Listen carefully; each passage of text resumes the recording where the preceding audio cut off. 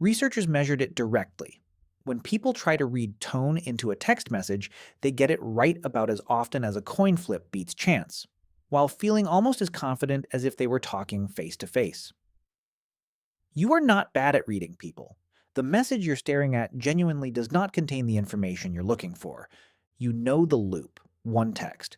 Slightly off wording, a missing exclamation point, a K instead of OK.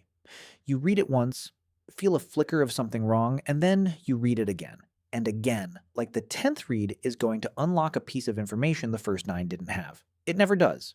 And there's a specific 3-part reason for that. And by the end of this video, you'll never look at a reread text the same way. Claim 1. The tone you're hunting for isn't hidden in the text. It was never fully there to begin with. And this has been measured directly. In 2005, psychologists Justin Kruger and Nicholas Epley, along with colleagues Jason Parker and Jiwen Ung, ran a series of studies on written communication. In one experiment, people communicating face-to-face accurately guessed each other's intended tone about 74% of the time and felt about 90% confident they'd nailed it. Confidence and accuracy roughly matched. The email group told a different story. Their confidence stayed just as high, around 88%. Their actual accuracy dropped to 63%. Same confidence. Worse performance. The researchers traced this to something they called egocentrism. When you write a message, you already know your own tone, so your brain quietly assumes that tone is baked into the words. It isn't. The reader gets the words, you keep the tone. That's why rereading doesn't help. You're not missing information on the 10th read that you missed on the first. The information was never transmitted. You're rereading static, hoping it resolves into signal. Claim 2. Your brain treats that gap in certainty as an emergency that needs to be closed, whether or not there's anything left to find.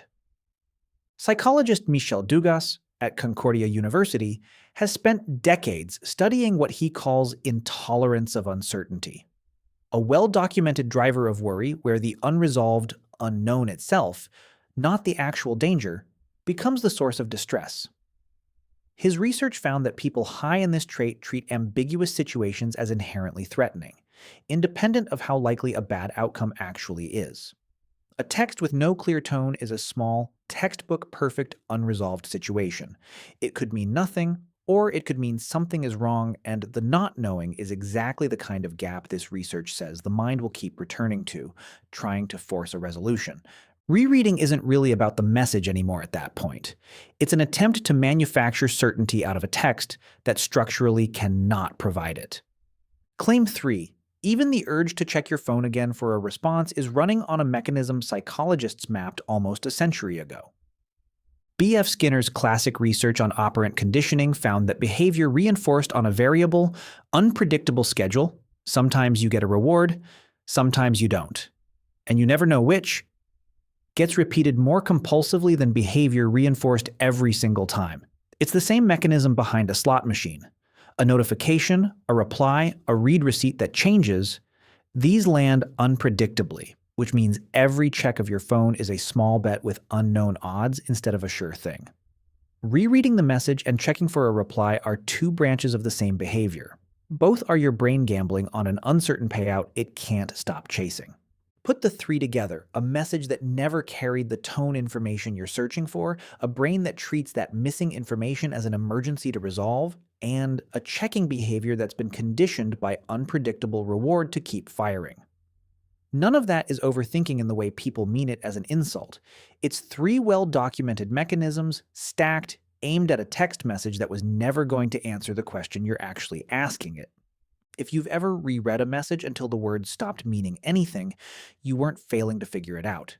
There was nothing left to figure out from the text alone. The read you needed was never going to come from the screen. Let me know in the comments the longest you've ever stared at one text, and I'll see you in the next video.